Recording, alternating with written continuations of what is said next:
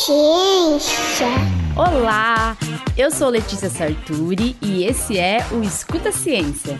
Eu sou o Júlio Ponce e no episódio de hoje a gente vai falar da baixa na cobertura das vacinas no Brasil e no mundo e porque isso é um motivo de preocupação para todos nós. Sim, se você não conhece a gente, eu sou mestre em imunologia e doutora em biociências e fisiopatologia. E eu sou mestre em fisiopatologia experimental e doutor em epidemiologia. Escuta Ciência. Bom, esse episódio é um episódio necessário. A gente parou a programação normal do Escuta Ciência, não que a gente não falasse desse assunto, porque a gente fala muito de vacinas.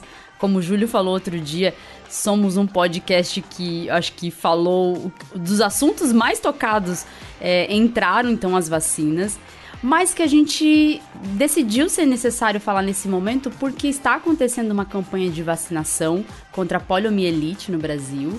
E o governo diz que está tentando incentivar, mas a gente não vê um incentivo muito amplo.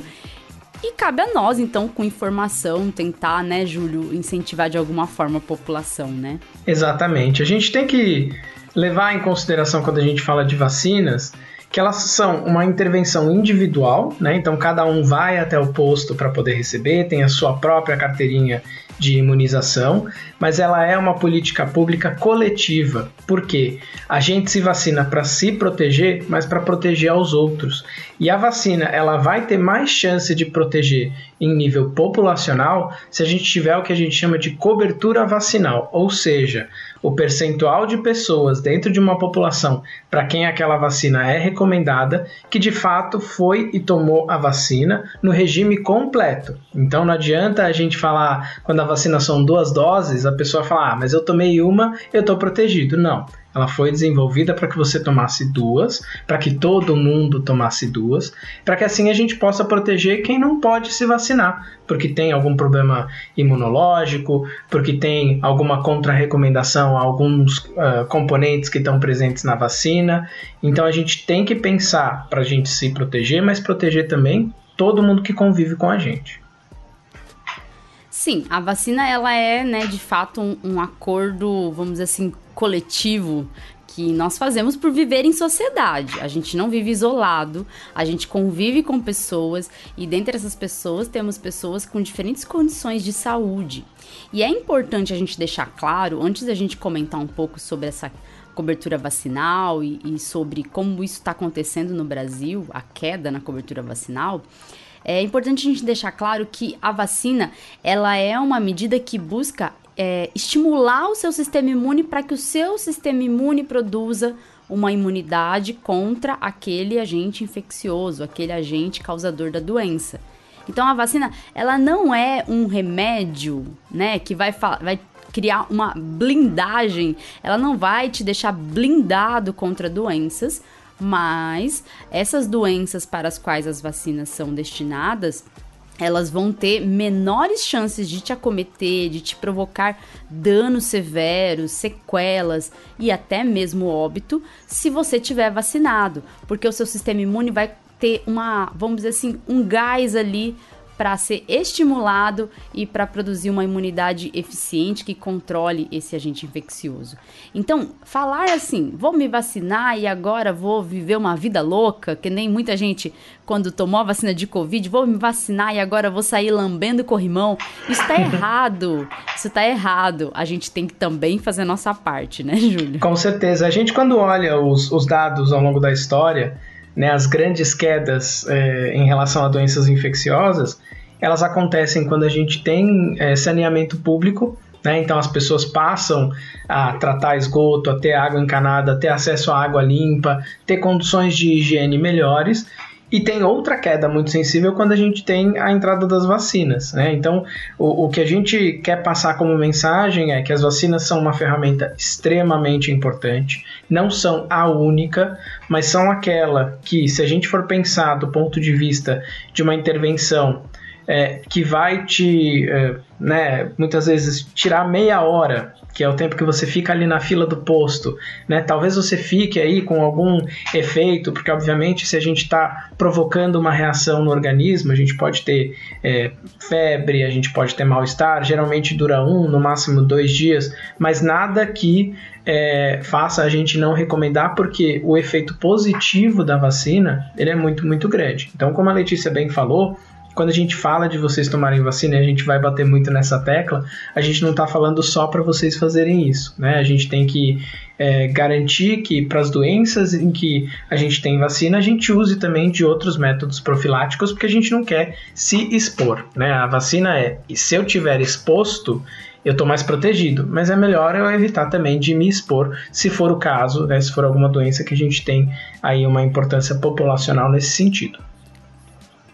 Isso, a vacinação, ela é uma medida de imunidade, que a gente fala de imunização ativa, né? Ela vai estimular o seu corpo, mas a gente também tem que fazer a nossa parte, né? Ela não é uma imunização passiva, você não recebe a imunidade pronta, você tem que produzir. Por isso que pessoas imunossuprimidas, por exemplo, elas não conseguem produzir uma imunidade tão boa quanto nós, que temos aí a saúde 100%, né? Que não tem uma imunossupressão, que não está passando por um tratamento como um tratamento oncológico. Essas pessoas acabam tendo uma dificuldade maior. E aí, quando a gente fala de cobertura vacinal e acordo coletivo, que a vacinação né? Um acordo coletivo, a gente está falando de fazer esse pacto de sociedade para proteger as pessoas mais suscetíveis, principalmente. Mas olha só que coisa mais legal, eu estou me protegendo e ainda estou protegendo as pessoas mais suscetíveis. E se a gente está falando tanto, ou como se fala ultimamente, de luta do bem contra o mal, tem se ouvido muito falar disso, né, nessa época de eleições. Vamos ficar do lado do bem. O lado do bem é o lado que te faz bem, porque te protege de doenças infecciosas, e luta também para proteger as pessoas que não podem ou não podem tomar vacina, ou quando tomam vacinas não têm uma imunidade protetora tão eficaz quanto a nossa. Bom, dito isso, é importante a gente falar um pouco de uma coisa triste, que é a nossa cobertura vacinal.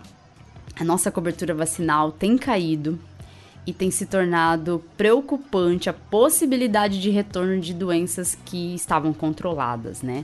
O Brasil, ele teve, em 1994, recebeu o certificado de erradicação da poliomielite. Do sarampo foi em 2016, só que em 2018 a gente voltou a ter casos de sarampo no Brasil. Então, isso tudo é porque as vacinas não são eficientes? Não é porque a gente tem uma ineficiência das vacinas. As vacinas, elas protegem há muito tempo, desde que foram criadas, elas têm mostrado, como o Júlio bem expôs, têm mostrado que são eficazes e que são capazes de controlar as doenças infecciosas. Mas a gente tem visto essa queda na cobertura vacinal, essa baixa adesão às vacinas, que pode, então, provocar o retorno de outras doenças, né, Júlio? Com certeza. A gente tem que lembrar que quando a gente faz uma intervenção populacional, a gente não está tratando com uma população estática. A toda hora tem pessoas que morrem por doenças, por idade, né, por qualquer outra situação, infelizmente no Brasil, em alguns casos por violência. E a todo tempo a gente tem pessoas nascendo.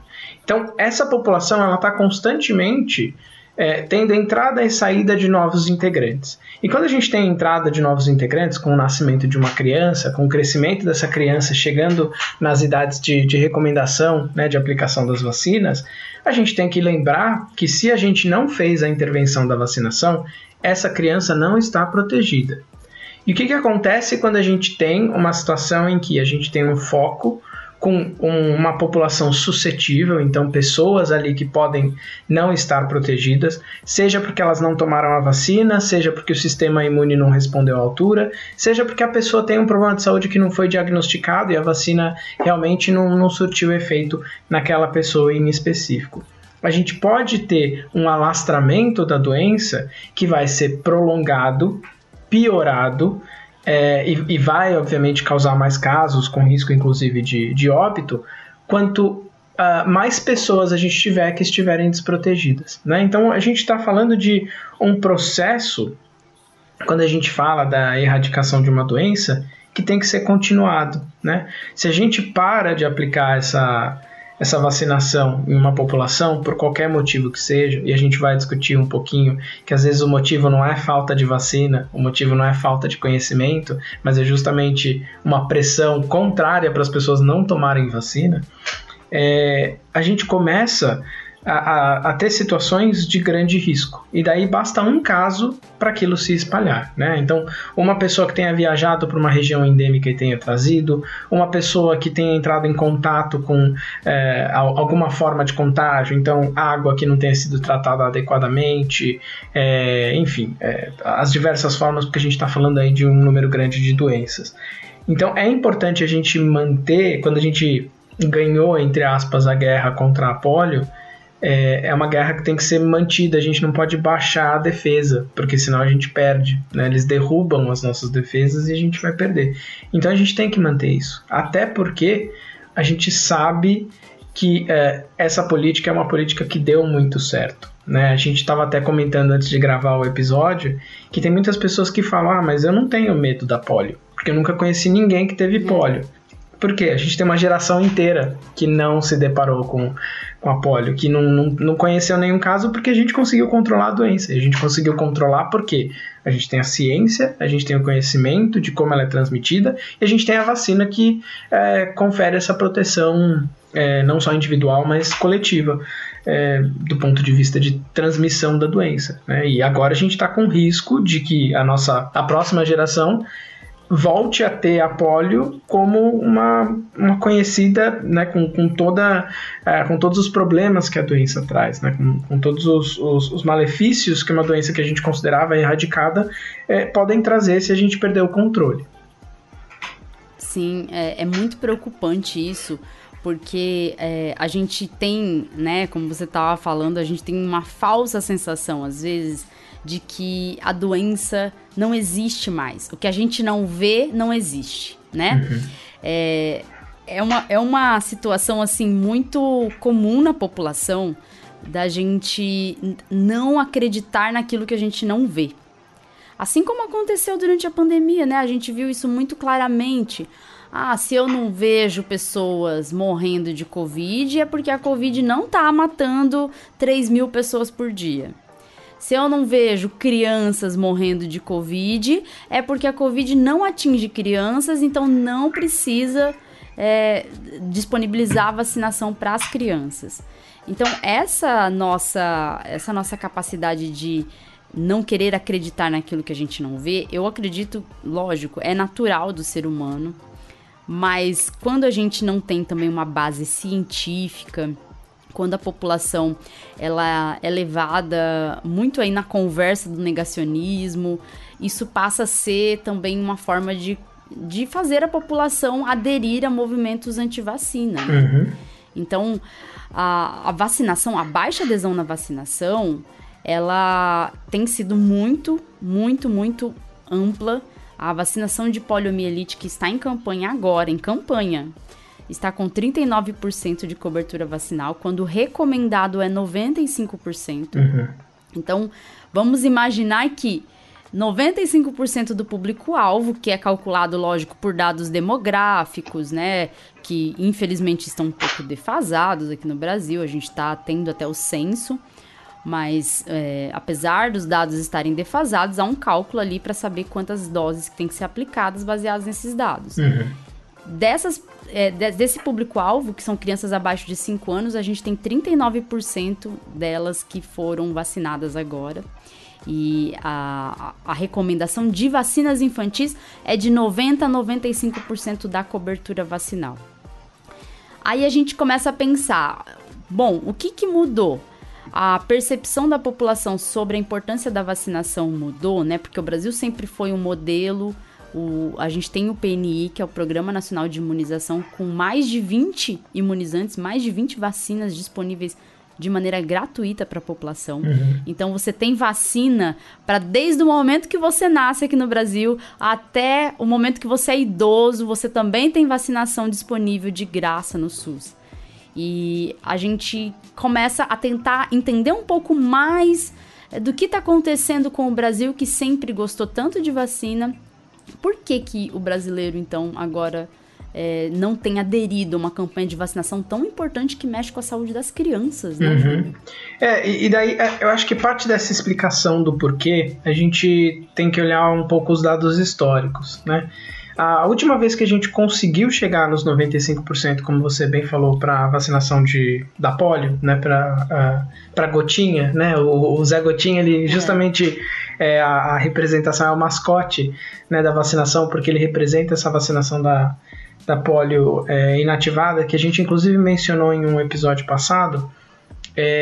A última vez que a gente conseguiu essa meta foi em 2015 e a cobertura foi de 98,3%, que tá ótimo, né? A gente tá chegando quase a 100%. Coisa linda, né? O que mostra que a gente tem capilaridade, a gente chega em todos os cantos do Brasil, né? A gente viu como o SUS é importante, como o SUS estava muito atuante durante a pandemia, né? Com pessoas viajando de barco, chegando às populações ribeirinhas para poder fazer a vacinação. Eles fazem isso também dentro do PNI para vacinação de polio.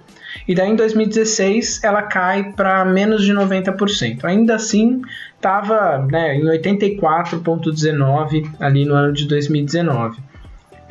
Com a pandemia teve um impacto porque obviamente a pandemia virou de ponta cabeça todos os serviços de saúde e chegou a 76% dos bebês. O problema é que agora que a gente já está numa situação mais administrável da pandemia, ela ainda está circulando, a gente ainda tem pessoas vindo a óbito, mas a gente entende mais como a pandemia impacta, né, as pessoas e como a gente pode se proteger. Como a Letícia bem falou, a gente está não chegando nem nos 40%, né?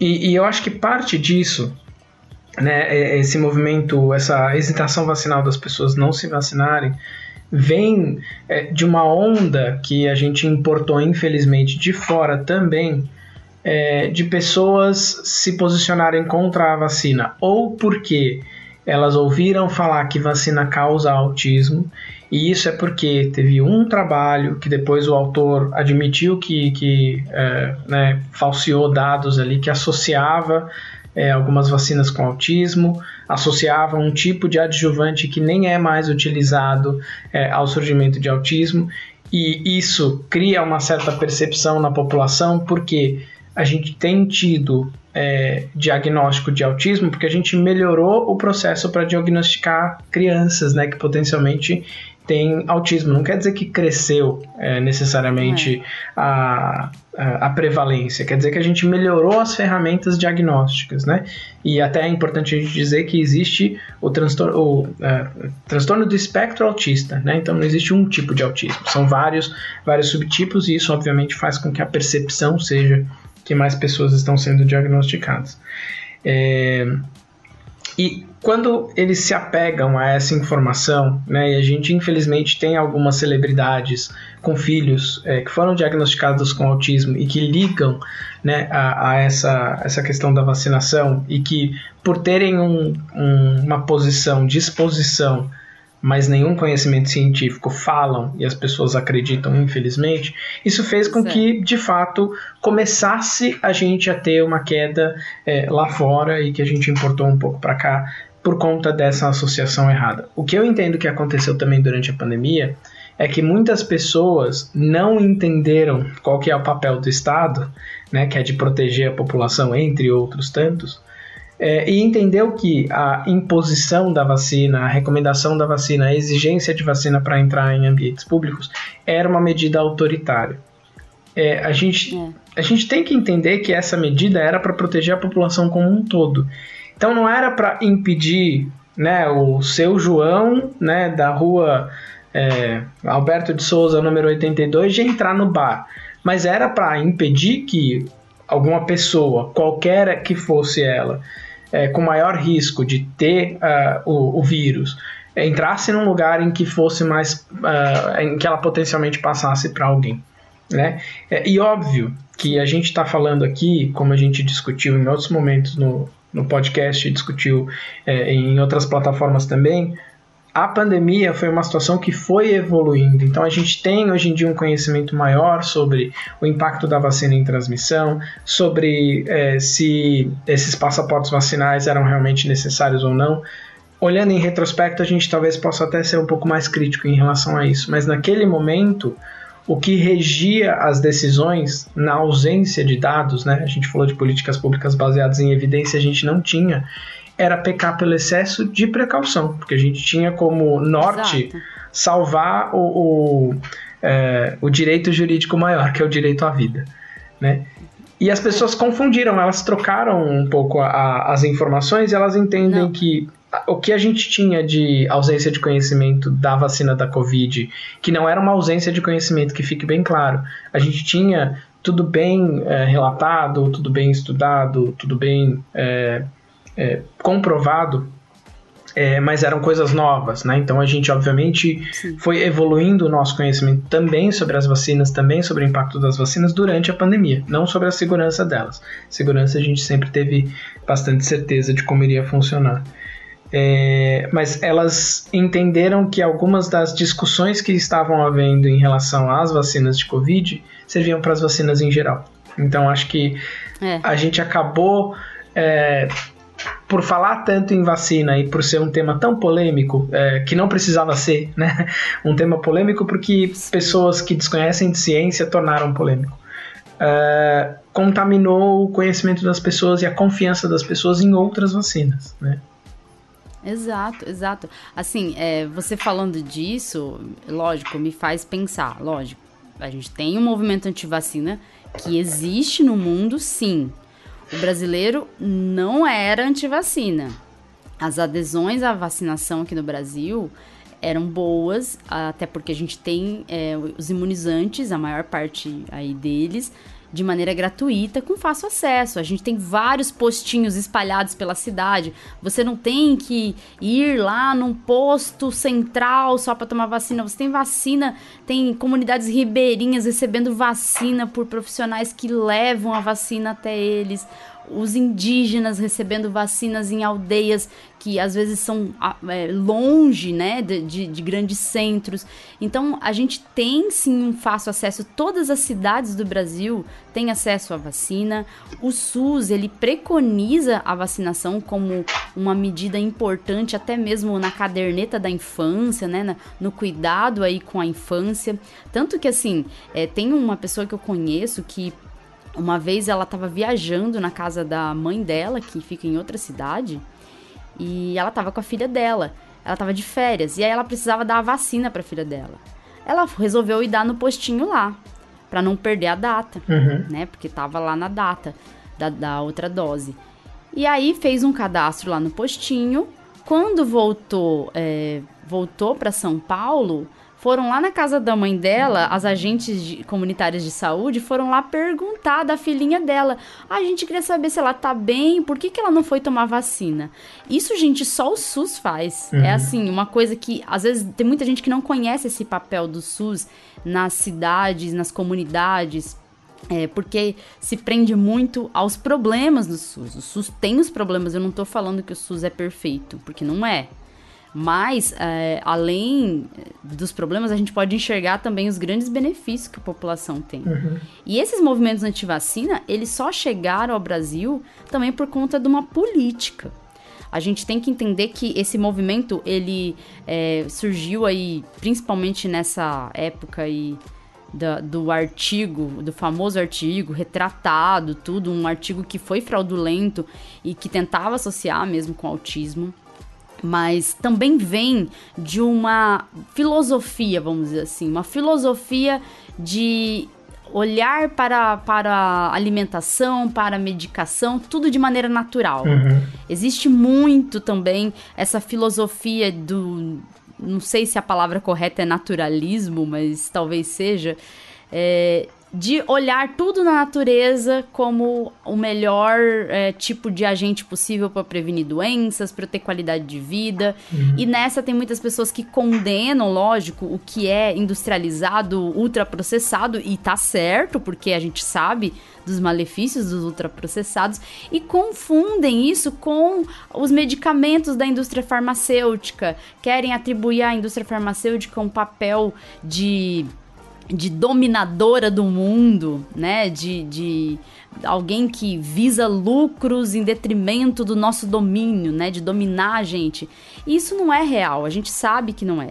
Apesar dos movimentos anti-vacina existirem desde quando as vacinas surgiram, porque a gente sabe que no Brasil a gente teve inclusive a revolta da vacina, quando Oswaldo Cruz quis vacinar todo mundo à força, né? A força mesmo, porque hoje em dia não é a força. E aí a gente tem agora uma importação de um movimento que é o mesmo movimento das pessoas que usam colar de âmbar no bebê. Não sei se você já viu isso. Não, essa eu não vi. Essa história do colar de âmbar. Acho que falta você conhecer mais mães de crianças pequenas. Acho que sim.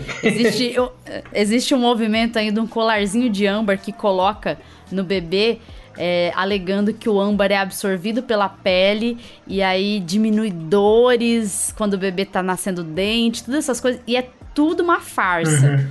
É uma farsa porque já falaram que a quantidade absorvida não seria suficiente para provocar nenhum tipo de mecanismo de ação que pudesse gerar esse efeito. Mas tem mães que acreditam nisso e se prendem nisso. E aí, por causa de uma mãe que falou, não, meu filho ficou mais calmo, outra vai lá e faz. E essas coisas vão passando. Por causa de uma pessoa, às vezes, que tem uma reação à vacina, uma reação um pouco mais grave, o que é raro, mas pode acontecer. Outra ouve aquilo lá e se influencia por aquilo. E assim, os propagadores de desinformação a respeito das vacinas ganharam espaço. Com a internet a gente teve muito mais espaço também, né? E a política aqui do Brasil foi a de dar mais espaço ainda para esses grupos, né? Isso, na minha opinião, é porque o governo brasileiro atual, que é o Jair Bolsonaro, tem na sua política o negacionismo. Ele usa o negacionismo como política. A forma de governar dele é pelo negacionismo. Se a gente juntar, dá pra juntar muitas coisas que mostram que ele usa o negacionismo como política. E aí, Júlio, o que a gente teve na pandemia? A gente teve, por exemplo, médicos anti-vacina. A gente descobriu médicos anti-vacina. Eu nunca imaginei que veria médicos anti-vacina. E médicos com uma formação provavelmente medíocre. Médicos medíocres, é essa a palavra, que não tem conhecimento nenhum de ciência, mal sabem ler um artigo científico, passaram a ter um espaço, inclusive em audiências públicas, passaram a integrar gabinetes paralelos do Ministério da Saúde. A vender atestado para a pessoa não tomar vacina. O que eu acho que, inclusive, entra numa infração ética grave aí, né? De uma pessoa sequer avaliar um paciente e dar um salvo-conduto para não tomar algo que era importante para a proteção de todo mundo.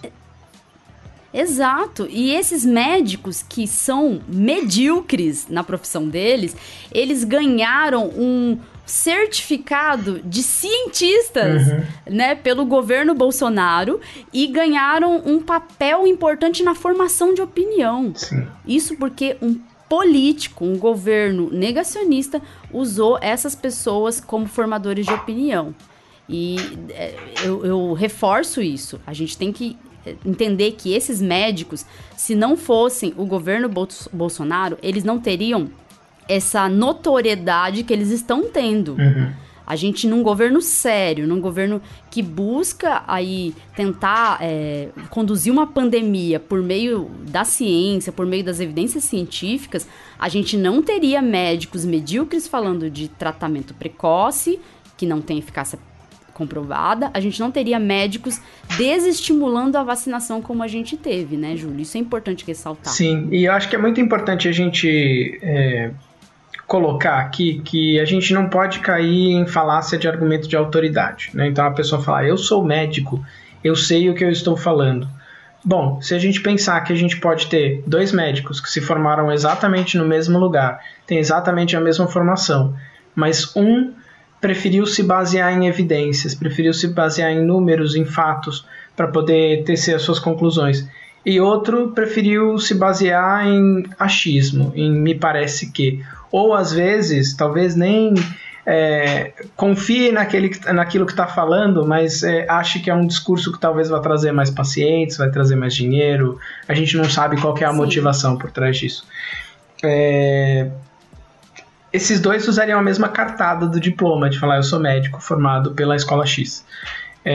Mas um deles está com mais razão, né? E é aquele que tem as evidências para apoiar. E a gente, obviamente, não está querendo aqui impedir discussão científica. Então, eu acho que quando as pessoas perguntam, né, quando elas questionam, por exemplo, no caso de algumas vacinas, olha, eu ouvi dizer que tem um risco de eu ter um efeito adverso grave, um evento adverso grave, com inclusive o potencial de talvez vir a óbito. O que eu acho que é muito importante a gente sempre falar, sim, existe. Ele é muito, muito, muito raro. Conforme a gente conhece mais sobre as vacinas, a gente conhece mais sobre a composição, sobre os efeitos, a gente pode inclusive chegar ao ponto de falar, essa vacina não é recomendada para você por conta de X, Y e Z, e daí a gente consegue falar, olha, essas pessoas talvez não seja recomendado que elas tomem, todas as outras é bom que elas tomem para a gente proteger populacionalmente. Mas mais importante do que isso, é a gente mostrar que do ponto de vista populacional, o risco da doença, o risco de óbito, de problema de saúde, né, de qualquer outro evento adverso da doença é muito maior do que o da vacina. Então, quando a gente fala, por exemplo, de trombose, né, que surgiu quando a gente estava falando aí de Covid para uma das vacinas, o risco de trombose para quem pega Covid é muito maior. Né? Então, a gente está falando de trocar um risco muito alto para um risco muito baixo. E isso também é muito importante que a gente coloque na cabeça das pessoas. Tem também um fator quando a gente está falando de uma pandemia. A gente não estava falando naquele momento de uma doença que 2 pessoas têm essa doença no momento no mundo, elas estão isoladas, não vão passar para ninguém. Não, era uma situação global em que a gente tinha milhares de pessoas morrendo todos os dias, né, que vitimou aí milhões de pessoas, né, até agora. No Brasil, mais de 500 mil, quase 700 mil pessoas. E que naquele momento a nossa maior aposta para proteção, tanto que os números caíram muito, apesar de eles ainda serem dignos de nota, dignos de preocupação, né, porque a gente ainda tem o vírus circulando, eles caíram muito por conta da vacinação. Né, eu acho que quando as pessoas negam isso, né, a gente viu até ditos cientistas que não o são, pertencentes ao governo, falando, não, porque a pandemia vai embora quando morrerem 800 pessoas, vai embora. Quando infectar 70% da população, acabou a pandemia. A que custo? Com quantas mortes? Né? Então, eu acho que e obviamente depois a gente, conhecendo mais da pandemia, sabe que o fato de estar infectado não protege de uma segunda infecção, que tem todos os efeitos associados com se infectar e falecer. Então, obviamente, a gente ainda defende, porque é o que os números mostram, né? E não é só no Brasil, é globalmente, em qualquer país que fez esse tipo de avaliação, que a melhor arma que a gente teve contra a pandemia foi a vacina. E continua sendo, porque a gente está agora, né, numa discussão mais avançada em relação a vacinas atualizadas, com a nova variante, de talvez a gente ter que tomar todo ano, como seria o caso da vacina da gripe, então sabendo que está circulante. E parece que é esse o futuro que nos espera. E se for esse o futuro, eu não vejo nenhum problema, porque a vacina da gripe a gente sabe que ela também é bastante segura, ela também protege bastante. Mas eu conheço gente que pegou gripe. Ok, mas se a gente olhar globalmente, o número de pessoas que eventualmente tem um caso grave e vem a óbito é muito menor, porque a gente tem essas campanhas de vacinação. Sim, os idosos, inclusive, a gente tem aí um grande número no Brasil de idosos que tomam a vacina da gripe todo ano, porque a campanha é direcionada principalmente a eles, né? Porque a gente tem que proteger, especialmente quem tem a saúde mais debilitada, né? E que pode ter uma certa imunossupressão.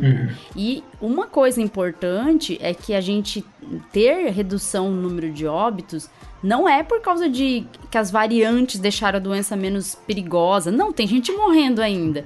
E tem gente não vacinada também morrendo porque não quis se vacinar. A verdade é que as vacinas, elas tiveram um papel importante e ao longo da nossa história, as vacinas têm um papel importante. A gente só conseguiu controlar doenças infecciosas diversas aqui no Brasil ou no mundo inteiro por conta da vacinação e dessa vacinação com ampla cobertura vacinal. Só que aqui no governo Bolsonaro, a gente tem... Eu tô dando nome mesmo, gente, porque a gente não pode também falar de uma coisa de maneira abstrata. É necessário dar nome. O que aconteceu aqui foi que a gente teve uma queda no investimento em campanha de vacinação, em propaganda de vacinação. Enquanto antes do governo Bolsonaro a gente via Zé Gotinha em tudo que é lugar e todo mundo sabia quem era o Zé Gotinha, se você perguntar para uma criança que tem aí a faixa etária da campanha de poliomielite, uma criança de 3, 4 anos, por exemplo, né, nesses anos que ela viveu, pouco se ouviu falar de Zé Gotinha. Agora, por causa da Covid, a gente começou a falar um pouco mais. Mas antes, a gente tinha pouquíssimas campanhas. Se a gente pesquisar no YouTube, por exemplo, a gente está sempre pesquisando por causa que vários áudios vão para o Escuta Ciência, frequentemente, do Zé Gotinha. As campanhas de vacinação que apareciam o Zé Gotinha, pararam em 2018. Né? O Bolsonaro entrou em 2019. Em 2019 já começou a ter corte no PNI. Em 2020 a gente teve um corte significante de 20% na verba para propaganda, para campanha de vacinação. E aí, eu acredito que isso seja muito um projeto, sim, alinhado a um movimento político de extrema-direita que também tenta aí, tirar as vacinas da população, tenta impedir a população a querer se vacinar, tenta impactar na adesão à vacina. Isso, lógico, a gente sabe que há um movimento de extrema-direita que circulou e que tem circulado. A gente quer que esse movimento acabe, principalmente pelos danos que causa. Extrema-direita não é bom, gente. Existe direita e existe esquerda, mas extrema-direita é um movimento que é um movimento fascista, que fique bem claro, não é um movimento político, não é um espectro político normal você ser de extrema-direita. Eu ouvi outro dia alguém falando que era normal. Não, não é normal. Extrema-direita não é normal. Extrema-direita está relacionado, por exemplo, a nazismo. É um movimento político associado a nazismo, por exemplo.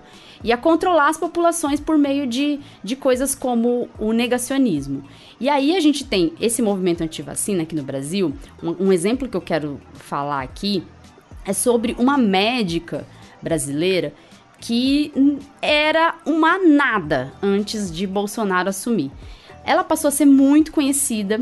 Ela fundou uma associação, ela diz que não é dela, mas parece que tem tudo que indica que ela seja a fundadora de uma associação anti-vacina em um estado brasileiro longínquo, porque ela é daqui do estado de São Paulo e ela consegue ir para estados na região norte para fazer esse trabalho de propagar o movimento anti-vacina. E tudo começou com a vacinação de HPV, que teve, sim, algumas pessoas apresentando reações após a vacina. E é importante a gente ressaltar que reação após a vacina não necessariamente significa reação adversa à vacina, né? Isso é bem importante deixar claro. O que acontece, eventos adversos após a vacina são notificados, são analisados e nem todos são causados pela vacina. A gente não tem causalidade por causa dessa relação do tempo, né? Com a aplicação da vacina.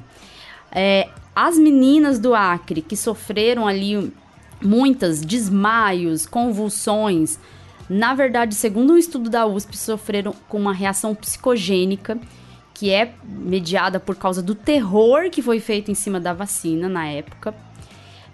E mesmo que algumas tenham passado por um estudo, e isso tenha sido comprovado por um estudo científico, há ainda essa desinformação lá no estado, que fez com que a adesão à vacina caísse muito. Na capital, caiu para 0,15% a cobertura vacinal. Sim. Isso é assustador, isso é bem assustador.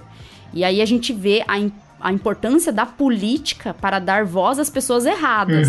Porque a política consegue dar voz a esse tipo de pessoa, coloca essas pessoas como formadoras de opinião, e aí a gente tem uma ampliação do governo, aliás, a gente tem uma ampliação do movimento antivacina. E esse movimento vem junto com uma política de Estado, uma política que visa sucatear o SUS, uma política que visa diminuir o investimento no PNI e visa também diminuir o investimento em campanha, que é essencial para estimular as pessoas a se vacinarem, né, Júlio? Com certeza. Eu estou olhando aqui uma pesquisa de 2021, saiu no Poder 360, perguntando para as pessoas qual o principal meio que elas utilizavam para se manterem informadas. Eu acho muito importante a gente falar isso, porque eu acho que muitas vezes, quando a gente emite a nossa opinião, quando a gente fala o que a gente acredita ser verdade, né, mesmo sem ter os dados na nossa frente, a gente parte do microcosmos em que a gente vive. Né? Então, se eu vou falar da minha vida no Brasil, eu muito provavelmente vou falar da minha experiência em São Paulo, né, que foi onde eu morei boa parte da minha vida. E eles perguntaram, né, para as pessoas o principal meio para se informar.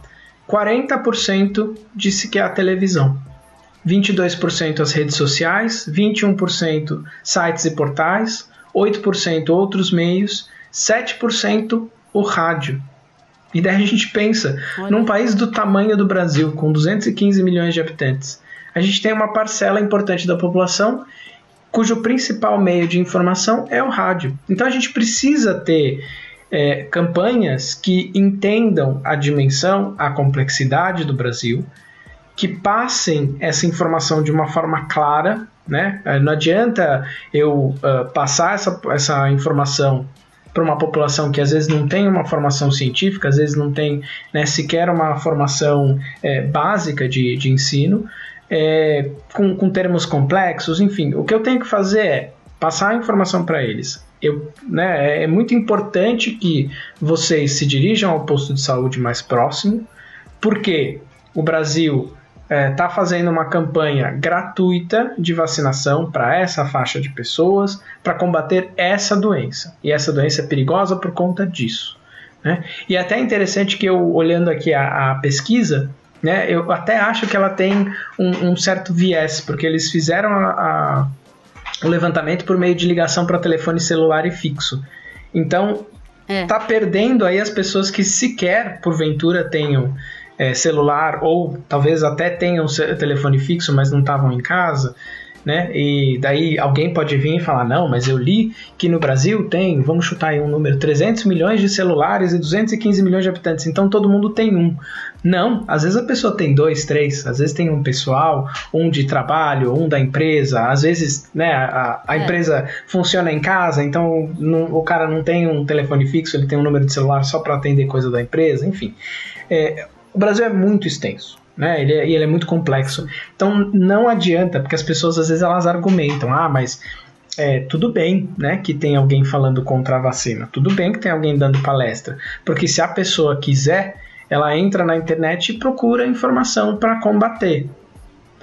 Bom, muitas vezes a pessoa que está ali na frente se apresenta com aquele argumento de autoridade, fala de uma forma muito eloquente, né? Apresenta números, dados, porcentagens que vêm ou de fontes enviesadas, ou que pegou algum trabalho e pincelou só o dado que interessa, ou às vezes inventou, enfim, para seduzir a pessoa com aquela informação.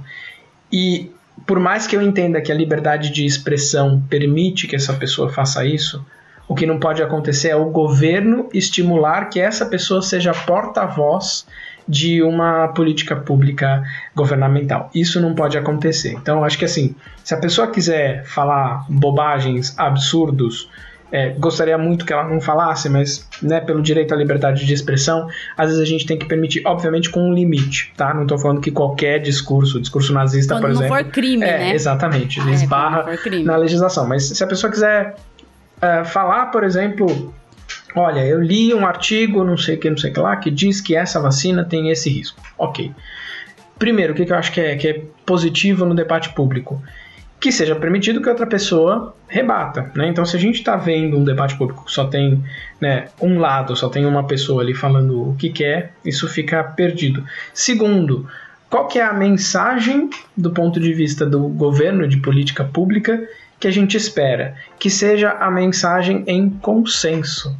Então, se a gente tem, sei lá, 200 cientistas, né, todos com informações muito parecidas, 10 falam que não, 190 falam que sim, né? E falam que sim, não baseado em opinião, mas baseado em dados, em estudos, às vezes de fontes diferentes, né? Estudos convergentes que foram feitos em pontos distintos, mas chegam na mesma conclusão. É interessante que o governo até ouça esses 200, ouça os 10 que são contrários, mas entenda, olha, o grande conjunto de evidências, né? E não só as 190 pessoas, mas o grande conjunto de evidências também, né, que foram adotados por essas 190 pessoas, aponta que a saída é X. Ah, mas eu acho que os 10 cientistas ali têm que ter voz. Tudo bem. Se a gente está falando de uma discussão, de um congresso, né, de chegar a um consenso, que tenham voz. Mas o que o governo não pode fazer é pegar, olha, tem uma pessoa dentre essas 1000 que fala o discurso que eu quero que fale, que vai contra todas as evidências científicas. Não é a forma correta. Uma coisa que a gente viu em relação a isso é a questão do aquecimento global, né? Que durante muito tempo tinha um grupo de cientistas que consistentemente apontavam que isso era um problema, apontavam que isso era um risco, apontavam, né, com as projeções que a gente iria ter um aumento de temperatura global, e muitas dessas projeções até foram subestimadas, né, o crescimento até maior do que algumas projeções mais conservadoras, enquanto uma parcela falava não tem nada a ver, não tem nada a ver. Conforme o nível de evidência foi melhorando, o conjunto de evidências foi aumentando, foi convencendo mais cientistas, né? Alguns que talvez nem se posicionassem, que falassem, olha, eu não tenho certeza se tem. Eu acho que não tem informação suficiente para eu concluir. Até o momento que agora parece ser consenso, assim espero, que de fato a gente está vivendo uma crise climática global, né? Quando a gente fala em aquecimento global, dá a impressão de que o mundo inteiro foi colocado dentro de um forno e as temperaturas todas no mundo vão subir. Não é. É uma crise climática, com variação climática e alteração muito mais complexa do que eu consigo explicar aqui, que altera o nosso potencial de futuro, né? Porque tudo que a gente conhece sobre agricultura, navegação, planejamento urbano é com uma terra que não existe mais porque a temperatura média ao longo do tempo está crescendo. E a gente chegou a essa conclusão, a gente viu muito cientista fazendo alerta através de evidência e através de consenso, porque as evidências foram convencendo aqueles que ou acreditavam o contrário, ou, quando eram um pouco mais comedidos, falavam, bom, me parece que, olha, esse lado fala isso, esse lado fala outro, eu não tenho certeza. Eu queria mais evidência. Hoje em dia a gente tem de sobra acho que qualquer pessoa que diga que a gente não tem uma crise climática não está realmente nem prestando atenção nos dados, nem olhando do lado de fora da janela. Ou sendo negacionista só, né? Porque não quer olhar. Fechando os olhos, exatamente. A gente tem que se adaptar também às novas realidades, né? A gente sabe que isso é um problema urgente, mas tem uma resistência, né? Principalmente por conta de fatores econômicos, de se adaptar. Agora, a vacinação não há justificativa, né? Porque a gente sempre aderiu às vacinas e a gente vem querendo parar de aderir porque a gente tem essa falsa sensação que as doenças não existem mais. A gente não vê criança sendo acometida por poliomielite, aí eu acho que eu não preciso vacinar meu filho, minha filha por conta disso. E aí nós estamos tendo casos no mundo de poliomielite, estão aparecendo casos. Em Nova York apareceu o vírus no esgoto. Então, isso fez declarar, lá em Nova York, ser declarado uma situação de emergência por conta disso. a gente precisa reforçar com vacina. O sarampo reapareceu no Brasil, depois que tinha sido erradicado, e a gente vai tendo retorno de doenças infecciosas e regredindo enquanto sociedade, né? Isso que é surpreendente. A gente fala tanto quando falamos de epidemiologia, de história da saúde pública. A gente conta uma história, eu dei aula já disso, você vai lá e conta uma história, explica o que acontecia, que a humanidade tem ciclos, tínhamos doenças infecciosas matando muita gente, viemos aí com vacinação, com saneamento básico, como você tinha falado, com a vacinação, com o advento dos antibióticos, tudo isso foi prevenindo. Hoje em dia, o que a gente tem? A gente tem a população querendo aderir menos à vacinação, a população querendo tomar antibiótico indiscriminadamente, até porque tem médicos que receitam antibióticos por qualquer motivo, sem motivo nenhum. A minha cunhada outro dia só tava mal porque achou que comeu alguma coisa, foi no pronto-socorro e foi receitado para ela antibiótico. Eu falei assim, não, você não toma antibiótico não precisa você tomar. Só se hidrata, toma ali um Floratil para repor a sua microbiota e vai com Deus que vai melhorar. Sim. Não precisa de antibiótico para isso. Então, assim, a gente tá tendo resistência a antibióticos, queda na cobertura vacinal. Será que a gente vai retornar, vai regredir tanto que a gente vai voltar a morrer de doença infecciosa com 30 anos de idade? Assim, eu fico me perguntando, sabe?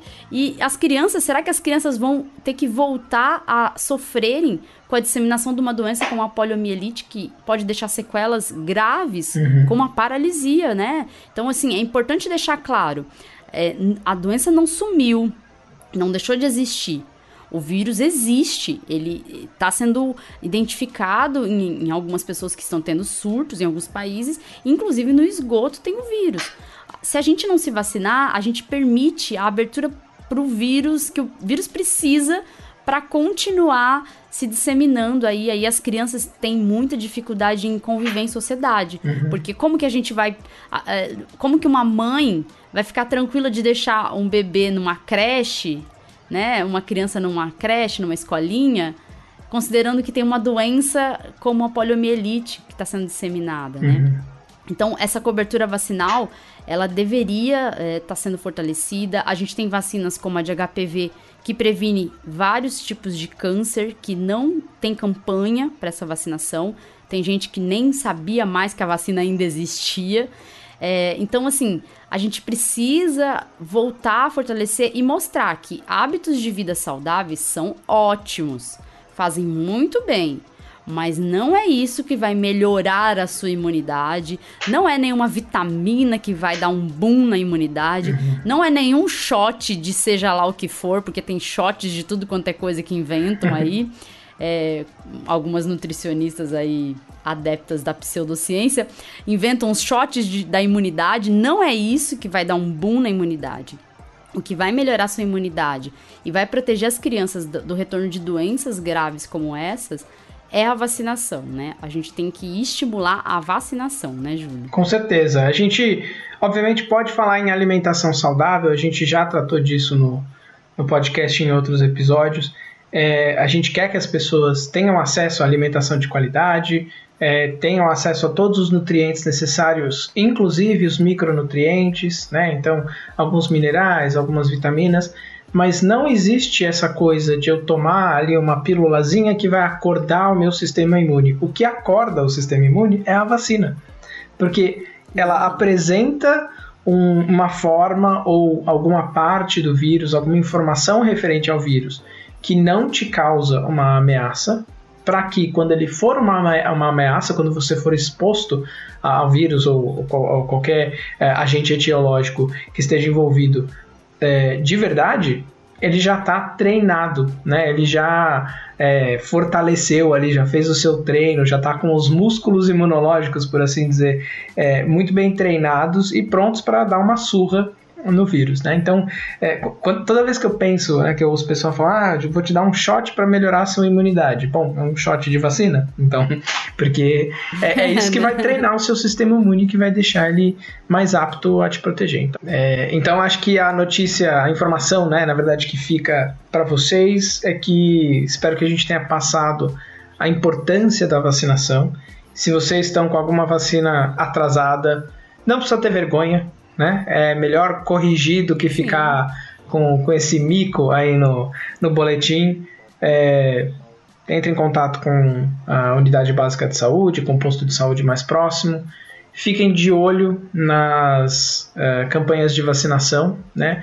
Então, acho que é importante a gente, se for pensar no coletivo, né? Mesmo quem não tem filho, bom, se você sabe que está tendo uma campanha de vacinação que envolve a idade, né, do seu sobrinho, do filho da sua melhor amiga, do seu vizinho, se o governo não faz, talvez a gente tenha que fazer. Então, dá um toque, né?